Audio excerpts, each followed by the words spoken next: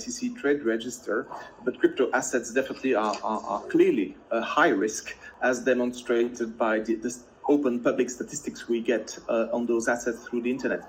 So there is, that's a natural, basically, that was definitely to be expected, that regulators step in. Now, there is a big difference in terms of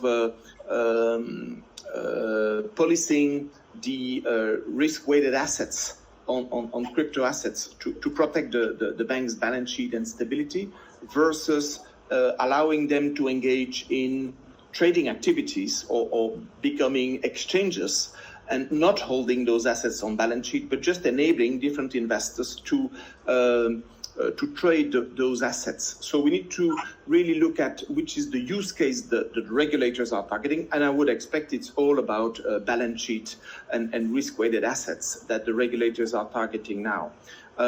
We shouldn't also confuse the use of crypto assets with the use of distributed ledger technology for tracking the life cycle of particular assets.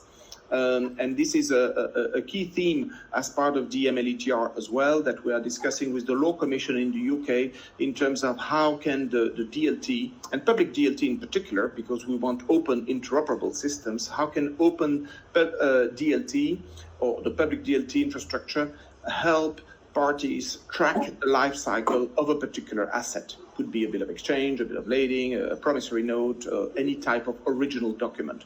And that I would expect would not introduce such concerns from regulators because it's not introducing risks on the balance sheet of the banks. It's just an operational way to exchange information. And I could conceptually compare it with what SWIFT has done on a proprietary basis with GPI, which is the global tracking, which is not public, but on payments.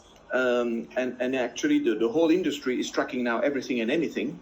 And definitely with DLT technology, this can be done also for not only digital assets, but also electronic originals.